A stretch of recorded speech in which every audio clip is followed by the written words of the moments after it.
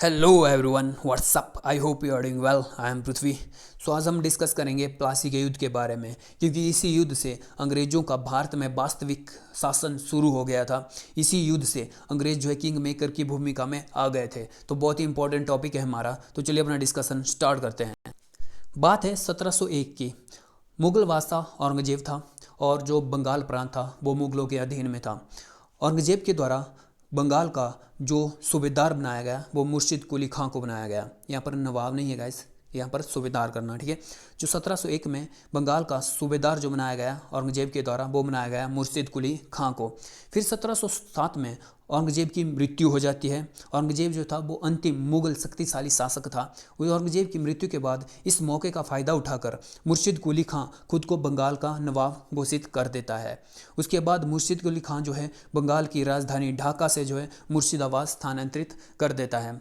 मुर्शिद कुली खां के बाद उसके जो उत्तराधिकारी हुए जैसे कि सुजाउद्दीन, सरफराज, अलवर्दी खां, इन तीनों के काल में जो है बंगाल जो है बहुत संपन्न हो गया था। मतलब बंगाल का एग्रीकल्चर सेक्टर देख लो, चाहे टेक्सटाइल सेक्टर देख लो, सभी जो थे डेवलप हो गए थे। और अंग्रेज जो है यहाँ से लगातार खूब मुनाफा कमा रहे थे। मतलब अभी तो अंग्रेज जो है यहाँ पर शासन नहीं कर रहे थे, लेकिन वो यहाँ से कच्चा माल और बना बनाया माल जो है यहाँ से ले जाकर जो बाहरी कंट्रियों में बेचते थे। यहाँ पर उनको वो सस्ते में मिल जाता था, बाहरी कंट्रियों में जो महंगे में बेच देते थे।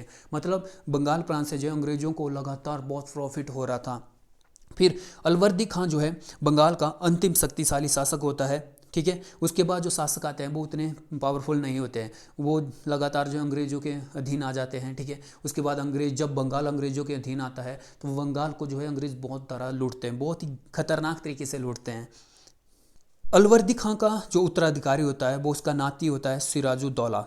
बहुत सारे उसके अपने थे, मतलब बहुत सारे लोग थे वो जो नहीं चाहते थे कि सिराजुद्दौला जो है बंगाल का नवाब बने, सिराजुद्दौला जो है बंगाल की गद्दी पर ना बैठे। इसमें जो कुछ अपने थे इसके वो थे शौकत जंग। शौकत जंग उसका चचेरा भाई था, घसीटी बेगम उसकी मौसी थी, मीर जाफ़र उसका सेनापति था। ये लोग नहीं चाहते थे कि जो सिराजुद्दौला है वो बंगाल की गद्दी पर बैठे, और ये जो है इसको गद्दी से हटाने के लिए लगातार षड्यंत्र रच रहे होते हैं। जब सिराज को जो है इसकी भनक लगती है तो सिराज जो है शौकत जंग को मरवा देता है। घसीटी बेगम को जो है जेल में डाल दिया जाता है और मीर जाफ़र को उसके सेनापति के पद से हटा दिया जाता है। मीर जाफ़र को सेनापति के पद से हटाया जाता है, ना कि सेना से निकाला जाता है, ठीक है। जैसे मीर जाफ़र को उस सेनापति के पद से हटा दिया जाता है, उसकी जगह जो है मीर मदान जो सेनापति बना दिया जाता है। ओके, ये तो था थोड़ा बंगाल की राजनीति से रिलेटेड बातें। अब देखते हैं कि जो प्लासी का युद्ध है उसका जो पृष्ठभूमि है वो कैसे तैयार होती है। बंगाल के नवाब सिराजुद्दौला और अंग्रेज़ों के बीच में बहुत सारी बातों को लेकर जो है अनबन होती रहती थी। जैसे कि अंग्रेज जो थे उन लोगों का साथ दे रहे थे जो नवाब के खिलाफ, मतलब सिराज के खिलाफ जो है लगातार षड्यंत्र रच रहे थे। और जो नवाब था, जो सिराज था, वो अंग्रेज़ों को इस बात से लेकर जो उनसे नाराज़ था, ठीक है, उनके साथ जो बात करता रहता था कि आप जो है गलत कर रहे हो, आप जो है मेरे विरोधियों का जो है साथ दे रहे हो। उसके बाद जो जो अंग्रेज़ थे वो अपनी व्यापारिक बस्तियों की किलेबंदी कर रहे थे। मतलब अंग्रेज़ों के द्वारा जो उनकी व्यापारिक बस्तियाँ थी उनकी किलेबंदी की जा रही थी, ना ही तो नवाब के द्वारा जो है उनसे मतलब जो नवाब थे उनसे परमिशन भी नहीं ली गई थी। और जो सिराज था वो अंग्रेज़ों को जो है इसका बात का विरोध करता था कि उनके द्वारा जो किलेबंदी की जा रही है वो हमारे लिए खतरा है, ठीक है। कल को हो सकता है कि अंग्रेज जो है अपनी व्यापारिक बस्तियों की किलेबंदी करके जो है बंगाल पर ही हमला कर दे, ठीक है। इसलिए जो है नवाब, जो जितने भी नवाब हुए, केवल सिराज ही नहीं, अलवर्दी खां भी जो है इसका विरोध कर रहा था। मतलब वो उस विरोध में जो सफल रहे थे, अंग्रेजों को जो है उन्होंने उनकी व्यापारिक बस्तियों की किलेबंदी नहीं करने दी। अब आप कहोगे कि व्यापारिक बस्तियाँ क्या है, तो गाइज जो अंग्रेज थे जब वो भारत में, मतलब बंगाल में जितना भी व्यापार करते थे, अब जितना भी माल खरीदते थे उसको जो है अपनी व्यापारिक बस्तियों में स्टोर किया जाता था। ये व्यापारिक बस्तियाँ ही अंग्रेजों का घर भी हुआ करती थी, उनका ऑफिस भी हुआ करती थी, उनका स्टोर भी हुआ करती थी। यहीं से जो है सारा का सारा व्यापार अंग्रेजों का होता था। और अंग्रेज जो थे इनकी लगातार किलेबंदी कर रही थे चारों तरफ से, ताकि कल को उनकी व्यापारिक बस्तियों पर कोई आक्रमण ना कर सके, उन पर अधिकार ना कर सके। और सिराज या बंगाल के जो नवाब थे वो इनका विरोध कर रहे थे। फिर उसके बाद जो है अंग्रेज़ों के द्वारा जो है दस्तक का गलत यूज़ किया जा रहा था। जो दस्तक था वो कंपनी के लिए रिलीज़ किया गया था या कंपनी को दिया गया था, लेकिन जो कंपनी के अधिकारी थे वो इसका उपयोग जो है अपनी पर्सनल ट्रेड के लिए, मतलब अपने निजी व्यापार के लिए कर रहे थे। अब आप कहोगे कि बेट ये दस्तक क्या है, तो गाइस 1717 की बात है। मुगल सम्राट हुआ करता है, मुगल शासक हुआ करता था फर्रुखसियर, जिसे इतिहास में दृढ़ कायर की संज्ञा दी गई है।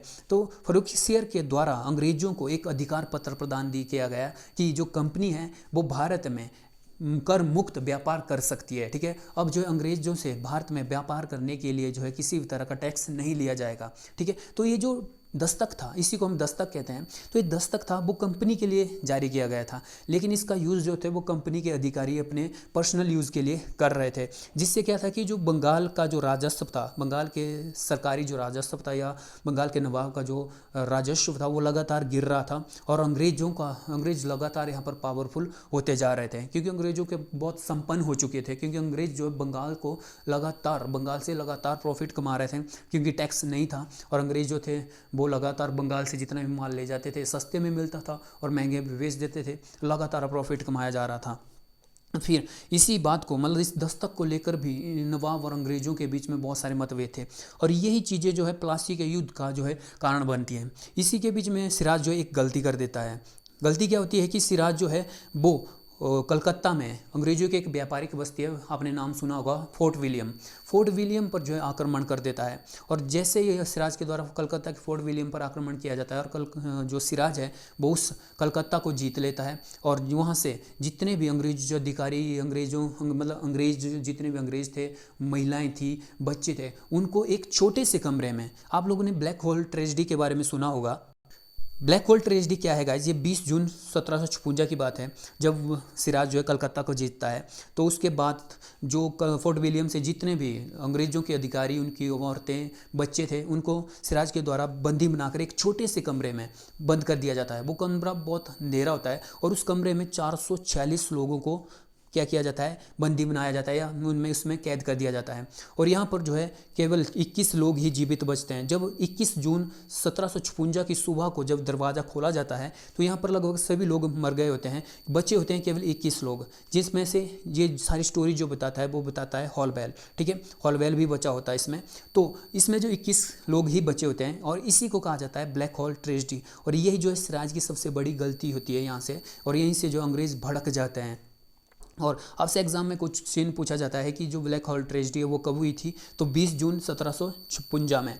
और किसने जो है ब्लैक होल ट्रेजेडी के बारे में बताया था, तो हॉलवेल ने। ओके, किसके शासनकाल में ब्लैक होल ट्रेजेडी हुई थी, या हिंदी में बोले तो काल कोठरी की त्रासदी हुई थी, तो सिराजू दौला के काल में। ओके, क्या होता है कि जैसे ही अंग्रेज़ों को ब्लैक होल ट्रेजेडी के बारे में पता चलता है कि जो बंगाल का नवाब है उसके द्वारा इतना कुछ कर दिया गया है, तो साउथ से मद्रास जो प्रेसिडेंसी है वहाँ से अंग्रेज़ों का एक अधिकारी जो है कलकत्ता को जीतने के लिए भेजा जाता है, जिसका नाम होता है क्लाइव जो है अंग्रेज़ों का नेतृत्व करते हुए कलकत्ता पहुँचता है। जैसे ही वो कलकत्ता पहुँचता है वो कलकत्ता को जीत लेता है, मतलब कलकत्ता पर अधिकार कर लेता है, और इससे जो नवाब थोड़ा सा नर्वस हो जाता है, मतलब जो सिराज होता है वो बहुत नर्वस हो जाता है। वो क्या करता है कि क्लाइव के साथ मिलकर उससे एक संधि कर लेता है, जिस संधि को कहा जाता है अलीनगर की संधि। अलीनगर की संधि 9 फरवरी 1957 में होती है। इसमें जो नवाब होता है सिराजुद्दौला आता है, वो क्लाइव को या अंग्रेज़ों को जो है दस्तक का यूज़ करने का अधिकार दे देता है कि जो है हम उसका जो विरोध नहीं करेंगे। ठीक है, अंग्रेज़ जो है वो अपने दस्तक का यूज़, जो दस्तक है उसका यूज़ कर सकते हैं। और यहीं से अंग्रेज़ तो मानने वाले नहीं थे, क्योंकि वो चाहते थे कि बंगाल की गद्दी पर ऐसा शासक बैठना चाहिए जो अंग्रेज़ों के फेवर में हो, जो अंग्रेज़ों के हाथों की कठपुतली हो। ऐसा नवाब नहीं होना चाहिए जो अंग्रेज़ों के अंगेस्ट में हो, या जो ओरिजिनल, या मैं बोलूँ तो वास्तविक शासक नहीं होना चाहिए, वो उनके हाथों की कठपुतली होना चाहिए, ताकि लोगों को लगे नहीं बंगाल की गद्दी पर कोई नवाब है, लेकिन उस पर एक्चुअल में शासन जो है अंग्रेज़ करेंगे। और इसके लिए जो है क्लाइव जो लगातार जुट जाता है, पूरी प्लानिंग करता है, और इसमें जो साथ देते हैं वो देते हैं जो सिराज के जो अंगेस्ट में होते हैं, जो सिराज के विरोधी होते हैं, मीर जाफ़र उसका जो पहला सेनापति हुआ करता था, राय दुर्लभ जो बंगाल का दीवान था, जगत सेठ बंगाल का उस समय का सबसे बड़ा व्यापारी था जगत सेठ, ये सभी जो है क्लाइव के साथ मिल जाते हैं और नवाब सिराजुद्दौला को गद्दी से हटाने के लिए पूरी प्लानिंग कर लेते हैं। और इनके बीच में समझौता हो जाता है कि जैसे ही बंगाल का नवाब सिराजुद्दौला जो है गद्दी से हटा दिया जाएगा, तो उसकी जगह जो है मीर जाफ़र को जो है बंगाल का नवाब बनाया जाएगा। और पूरी प्लानिंग हो जाती है, और क्लाइव जो है लड़ाई की घोषणा कर देता है, और वो क्लाइव जो है कह देता है सिराजुद्दौला को, आप अपने लड़के लेकर आ जाइएगा, मैं अपने लड़के लेकर आ रहा हूँ, और प्लासी में हम युद्ध करेंगे, जो जीतेगा वही बंगाल पर शासन करेगा। इसमें सिराज जो है इनकी इस चेतावनी को भी एक्सेप्ट कर लेता है, और जाके युद्ध होता है। 23 जून का दिन होता है।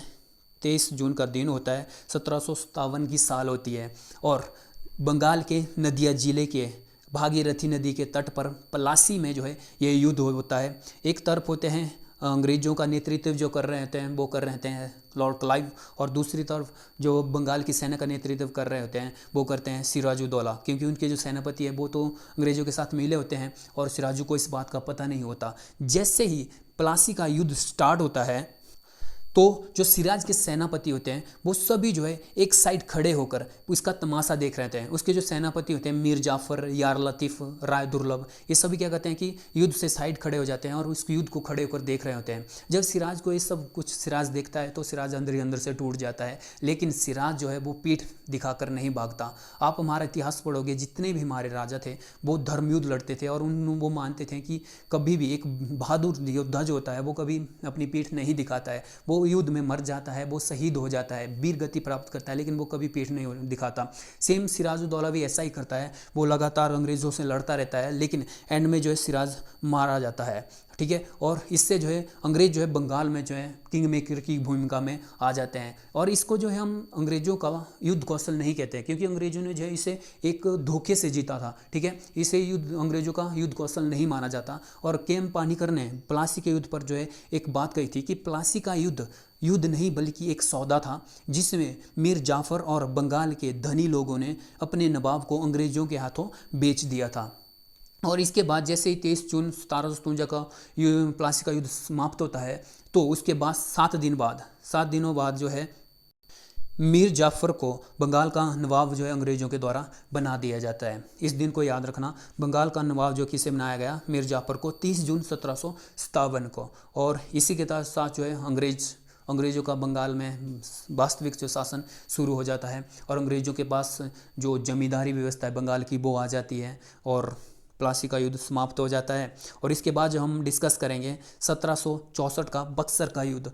इसके बाद की जो पृष्ठभूमि होती है कि कैसे जो है मीर जाफ़र जो है अपनी गद्दी का अच्छे से वहन नहीं कर पाता, अंग्रेज़ों की बातों को नहीं मान पाता, और अंग्रेज़ जो मीर जाफ़र जो है मन में सोचता है कि उससे गलती हो गई है क्योंकि उसने जो अंग्रेज़ों का साथ दिया। अंग्रेज़ लगातार जो बंगाल रहता है उसको लूट रहे होते हैं और उसके बाद सिराज अपनी गद्दी से हट जाता है और उसकी जगह जो आगे राजा बनता है वो उसके बारे में हम नेक्स्ट वीडियो में बात करेंगे।